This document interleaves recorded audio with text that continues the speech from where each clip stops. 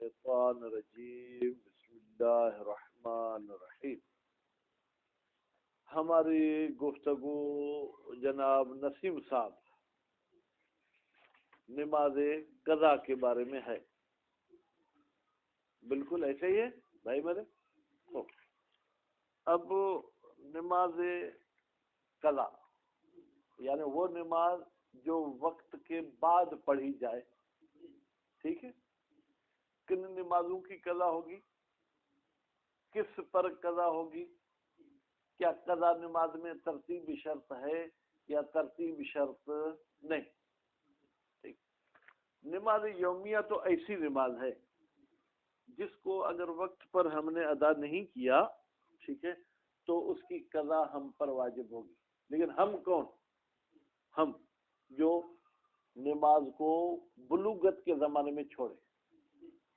یعنی اگر میرا بچہ ابھی نماز نہیں پڑھ رہا عمدن, لیکن اس کی عمر ابھی مثلا 10 سال ہے, تو جب وہ بالغ ہوگا تو اس کو ان نمازوں کی قضا کرنے کی ضرورت نہیں ہے, کیونکہ جب اس نے نماز قضا کی تھی تو وہ بالغ نہیں تھا.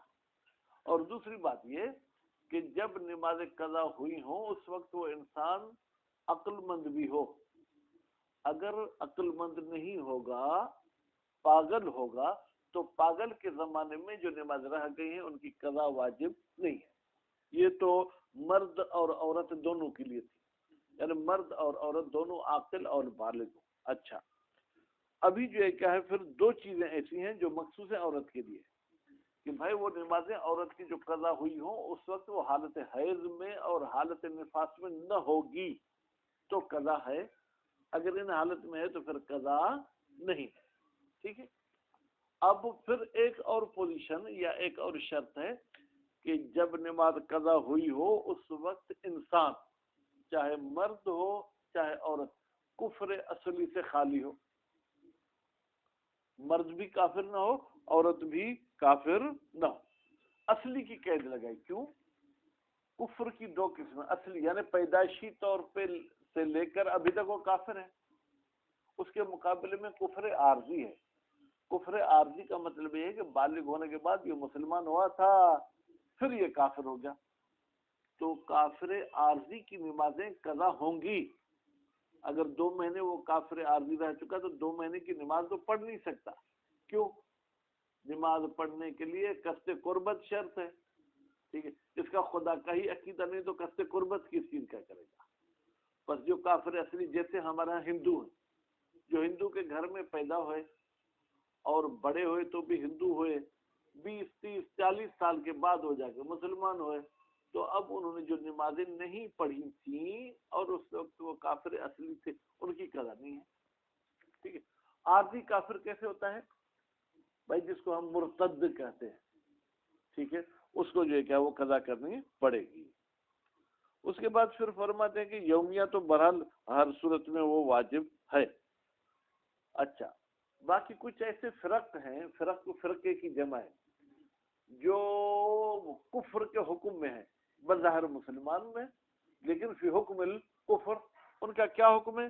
فرماتے ہیں ان کا حکم جو ہے کیا ہے, دیکھا جائے گا کہ بھائی اگر اس نے نمازیں پڑھی تھی اور نماز دین کے مطابق پڑھی تھی پھر تو قضا نہیں ہے, اور اگر نماز غلط طریقے سے پڑھی تھی تو پھر قضا ہے. اس کے بعد پھر فرماتے ہیں کہ آپ کی جو نمازیں قضا ہوئی ہیں ان میں بہتر ہے کہ آپ کیا کریں, ترتیب کے ساتھ پڑھیں.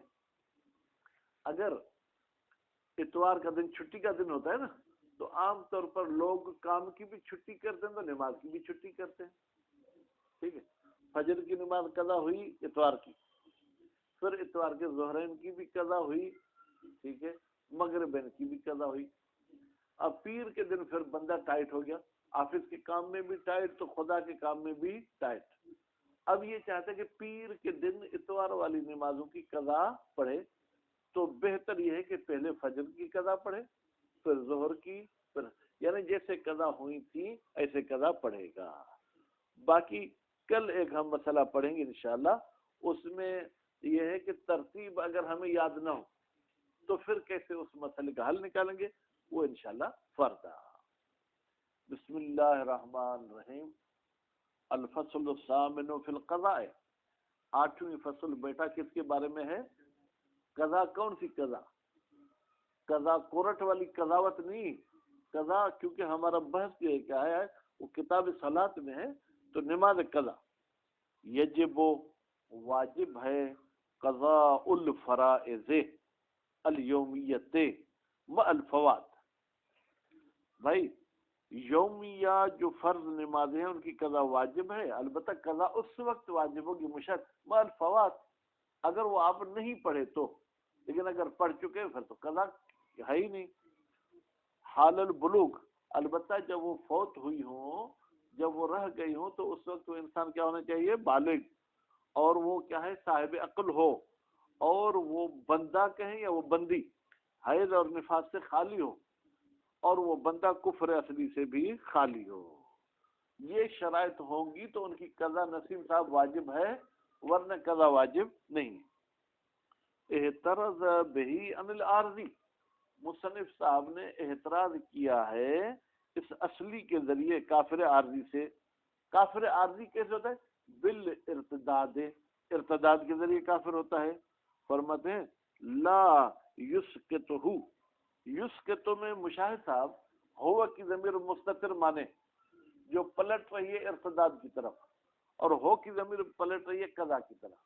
یعنی یہ ارتداد قضا کو ساکت نہیں کرتا، یعنی قضا پھر بھی واجب ہے. کما سیاتی، جیسے ان قریب یہ ارتداد والی بحث آئے گی. وخرج بالعقل، اچھا ابھی انہوں نے پیچھے سے بحث کو شروع کیا ہے، حالانکہ ترتیب میں پہلے بلوغ کی بات کی، پھر عقل کی، ٹھیک ہے، پھر حیض نفاس کی، پھر کفر کی. تو تفصیل میں بھی ایسے بیان کرتے تو مشاہد یہ لف نشر مرتب ہو جاتا. اب ترتیب پھر الٹ سے شروع کیے تو یہ لف نشر مشوش ہے. وخرج بالعقل، عقل کی قید کے ذریعے خارج ہو گیا کون؟ المجنون، پاگل. فلا قضاء علی المجنون، تو نتیجے میں پاگل پر قضا واجب نہیں ہے. الا، ہاں ایک صورت میں نسیم صاحب پاگل پر بھی قضا واجب ہے، جب پاگل وہ اپنے ہاتھ سے ہوا ہو. یعنی اسے ہم نے کہا تھا کہ یہ چیز نہیں کھانا، کھاؤ گے تو پاگل بنو گے، پھر بھی اس نے وہ چیز کھائی. اب اگر عقل مند ہو گیا تو پھر اس کے کان سے پکڑ کے کہیں گے پاگل کے زمانے میں جو تو نے نمازیں نہیں پڑھی تھی ان کی قضا کرو. الا ان یکون، یکون کی ضمیر بیٹا کہاں جائے گی؟ ان یکون الجنون، یا ان یکون سببہ، سبب کو اسم مانے یکون کا. ان یکون سبب الجنون بفعل شخص، جنون کا سبب اس بندے کے اپنے کام کی وجہ سے ہوا ہو. کا سکران، جیسے اس نے نشہ کیا، مال قصد والاختیار، البتہ نشہ جو کیا وہ قصد کے ساتھ کیا. قصد کے ساتھ کبھی کبھی بیٹا ایسا ہوتا ہے کہ یہاں کوئی پانی پڑا ہے، یا ہر روز میری اس بوتل میں پانی ہوتا ہے، اب آج بھی میں نے سمجھا پانی ہے، میں نے پی لیا، بعد میں پتا چلا یہ تو نشے والی چیز تھی، ذہن ہی چلا گیا.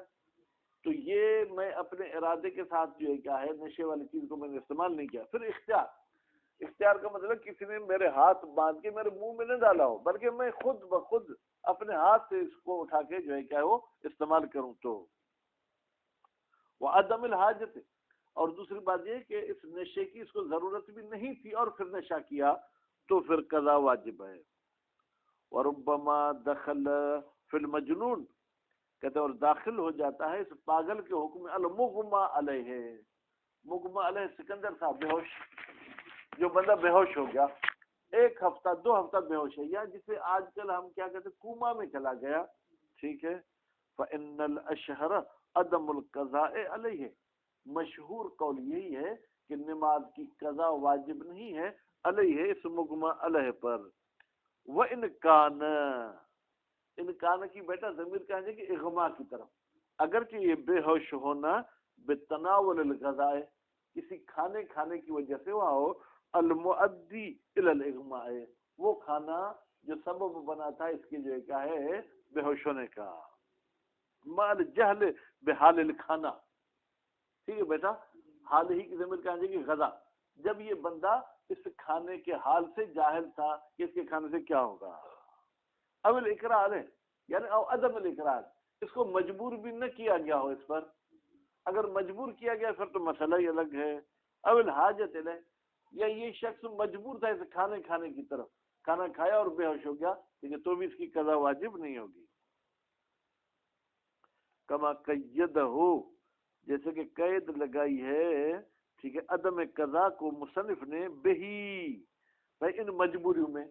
بھائی عدم قضا اس صورت میں جب ان مجبوریوں کے تحت اس نے یہ کھانا کھایا ہے، لیکن اگر بغیر مجبوری کے کھائے پھر عدم قضا نہیں ہے، پھر قضا کرنی پڑے گی. پھر ذکرہ، یہ مصنف صاحب نے کہاں بات کی ہے؟ کتاب ذکرہ میں بیان کی ہے.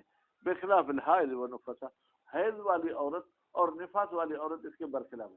جان بوجھ کر حیض والی ہو تو بھی ان پر قضا نہیں ہے، بغیر اس کے ہو تو بھی قضا نہیں ہے. جان بوجھ کر ہو سکتی ہے کیا؟ ممکن ہے کسی دوا کھانے کی وجہ سے حیض آ جائے، ٹھیک ہے، یا عورت ایسی ہے جو حاملہ ہے، اس کا بچہ ضائع نہیں ہو رہا لیکن وہ جان بوجھ کر بچہ ضائع کرتی ہے. جب بچہ ضائع کرے گی تو لازمی ہے نفاس بھی آئے گا. نفاس کا یہ خود سبب بنے یا مجبوری میں آ جائے، حیض کا خود سبب بنے یا مجبوری میں آ جائے، اس پر قضا نہیں ہے. فإنہما بالتحقیق یہ حائض اور نفسا لا تقضیان، یہ نماز کی قضا نہیں کریں گی بیٹا مطلقا، چاہے یہ خود عمدن اور اختیاراً اس چیز کو لائیں یا مجبوری میں یہ چیز آ جائے. وَإِنْ كَانَ السَّبَبُ مِنْ قِبَلِهِمَا، اگرچہ حیض کا سبب اور نفاس کا سبب من قبلہما ان عورتوں کی طرف سے ہو. لیکن نفاس کا تو مسئلہ میں سمجھا سکتا ہوں کہ عورت بچہ خام کا ضائع کرتی ہے، کوئی حرام زادہ بچہ کو ضائع کرتی ہے، کوئی حلال زادے کو بھی ضائع کرتی ہے، تو ضائع کرنا عمدن کرتی تو نفاس آئے گا.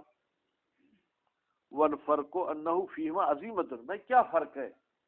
کیا آپ کہتے ہیں کہ حیض اور نفاس کی حالت میں قضا نہیں ہوگی، جبکہ پاگل کفر میں مشاہد ایک صورت میں قضا نہیں ہے، ایک صورت میں قضا ہے. کہتے ہیں بھائی حیض اور نفاس کی صورت میں قضا نہ کرنا فرض ہے، یعنی واجب ہے قضا نہیں کرو، جبکہ ان اوپر والی مجبوری میں اجازت ہے، قضا نہ کرو تو آپ کو اجازت ہے، لیکن اگر قضا پڑھو تو کوئی آپ کو روکے گا نہیں، کوئی گناہ آپ کو نہیں ہوگا. والفرق انہ کی مل جائے گی بیٹا عدم قضا کی طرف، یہ قضا نہ کرنا فیہما حیض اور نفاس والی حالت میں عظیمتن واجب ہے، وفی غیرہما رخصتن، لیکن ان دو کے علاوہ دوسرے موارد میں جو ہے کیا اجازت ہے کہ تم قضا نہ کرو. وہی یہ رخصت جو ہے لا تناط بالمعصیت، اس میں گناہ کوئی معیار نہیں ہوتا. رخصت کا مطلب یہ ہے کہ مشاہد اگر انجام دو، قضا نہ کرو تو بھی کوئی گناہ نہیں ہے، قضا کرو تو بھی کوئی گناہ نہیں ہے. جبکہ نفاس میں یہ ہے اور حیض میں، ٹھیک ہے، پڑھنا تو غلط ہے لیکن قضا کرنا بھی غلط ہے، قضا بھی نہیں کر سکتی عورت. والمراد بالکفر الاصلی ہونا، کہتے کفر اصلی سے مراد ہونا یہاں باب صلاۃ میں کیا ہے؟ فرماتے ہیں ما خرج، ما کی جگہ پہ من ہوتا تو بہتر تھا، من ذوی العقول کے لیے ہوتا ہے اور ما غیر ذوی العقول کے لیے ہوتا ہے. من وہ شخص خرج عن فرق المسلمین، جو خارج ہوا ہو مسلمانوں کے جو کیا ہے فرقوں سے، ٹھیک ہے، من ہو، ٹھیک ہے، من ہو کو اب سبب کی معنی میں لے لیں، من الکفر الاصلی، یعنی کفر اصلی کی وجہ سے خارج ہو گیا ہو. فالمسلم یقضی ما ترکہ، بس مسلمان وہ ہے جو قضا کرے گا ما ان اعمال یا اس نمازوں کو ترکہ جو اس نے ترک کی ہیں. وَإِنْ حُكِمَ بِكُفْرِهِ، اگر جب مسلمان پر کفر کی فتویٰ بھی لگائی جائے پھر بھی وہ نماز قضا کرے گا. ناصبی، جیسے ناصبی وہ ہے جو اہل بیت کی شان میں گستاخی کرتا ہے، گالی بکتا ہے، یہ ناصبی ہے. تو ہمارے ہاں یہ فی حکم الکافر، کافر کے حکم میں ہے، یعنی اس کی نماز وغیرہ صحیح نہیں ہے، لیکن استبصر، اگر اسے بصیرت مل جائے یعنی پھر حق پر آ جائے تو جتنا زمانہ یہ ناصبی میں رہا ہے اس کی قضا کرے گا. وہ قضا، اور اسی طریقے سے قضا کرے گا.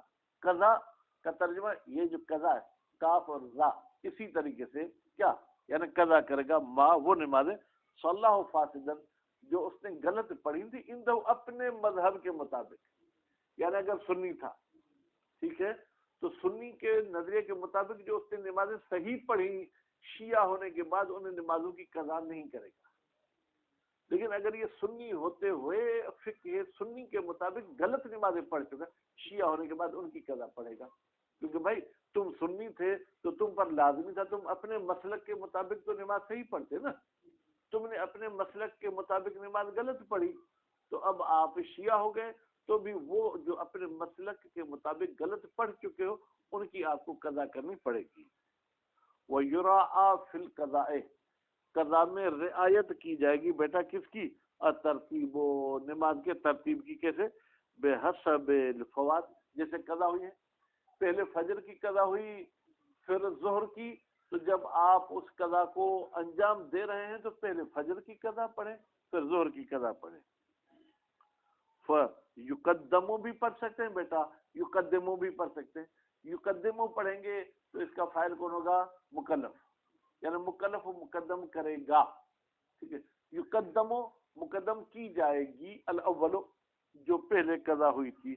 منہو کی ضمیر پلٹیں فوات کی طرف، فوات سے پھر مراد فائت لیں، یعنی جو پہلے قضا ہوئی تھی اس کو مقدم کیا جائے گا. فل اول الاول فل اول، یعنی کیا؟ پہلے پہلی کو انجام دیں گے پھر پہلی کے بعد جو پہلی ہوگی اس کو، پھر پہلی کے بعد کے پہلی کے بعد جو پہلی ہے. یعنی اب پہلے نمبر پہ مشاہد ہے، مشاہد کے بعد پھر پہلے نمبر پہ کون ہے؟ نسیم، نسیم کے بعد پھر پہلے نمبر پہ کون ہے؟ سکندر. ایسا ہے کہ نہیں ہے؟ سکندر صاحب. یعنی جب تک آپ تینوں بیٹھے ہیں تو پہلے کون ہے؟ مشاہد. اگر مشاہد اٹھ کر چلے جائیں پھر پہلا کون ہے؟ ٹھیک. اسی طریقے سے میری پہلے نماز فجر کی قضا ہوئی پھر ظہر کی قضا ہوئی پھر عصر کی قضا ہوئی.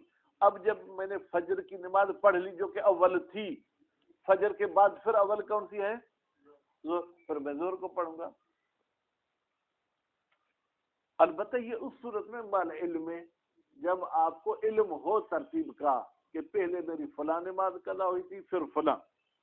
ھذا فی الیومیت، بیٹا یہ جو ترتیب والی بات ہم نے کہی یہ نماز یومیہ میں ہے. ٹھیک. اما غیرہا، لیکن یومیہ کے علاوہ دوسری نماز، بیٹا نماز آیات بھی تو کبھی قضا ہو جاتی ہے نا، حالانکہ وہ بھی ہم پر واجب ہے. ٹھیک ہے.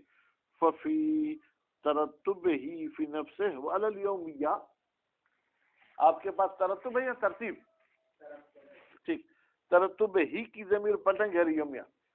اگر غیر یومیہ چند نمازیں تھیں بیٹا، غیر یومیہ چند نماز، ہفتے کے دن بھی نماز آیات واجب ہوئی تھی، پھر پیر کے دن بھی واجب ہوئی، پھر منگل کے دن بھی واجب ہوئی، تو کیا غیر یومیہ میں بھی ترتیب ہے؟ یعنی پہلے ہفتے والی کو قضا پڑھیں پھر پیر والی پھر منگل والی. پھر اگر یومیہ اور غیر یومیہ دونوں قضا ہے، ہفتے کے دن نماز آیات قضا ہوئی، اتوار کے دن نماز یومیہ قضا ہوئی، اس میں بھی ترتیب شرط ہے کہ پہلے ہم وہ نماز آیات پڑھیں پھر یومیہ پڑھیں. دیکھیں خود غیر یومیہ میں ترتیب واجب ہے یا نہیں، ایک بات. پھر دوسری بات یہ کہ مول صاحب کی چھڑے مت ہے دل شادی. ٹھیک.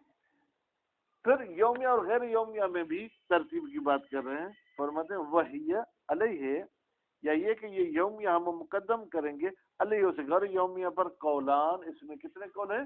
دو قول ہیں. وہ مال فی ذکر الی ترتیب، مصنف صاحب مائل ہوئے ہیں کتاب ذکرہ میں کس کی طرف؟ ترتیب کی طرف. واستقرب فی البیان عدمہ، اور کتاب بیان میں مصنف صاحب نے قریب شمار کیا ہے کس کو؟ عدم ترتیب کو. وہ اقرب، فرماتے ہیں کہ یہ جو عدم ترتیب والی بات ہے یہ کیا ہے؟ اقرب ہے، یعنی ترتیب شرط نہیں ہے.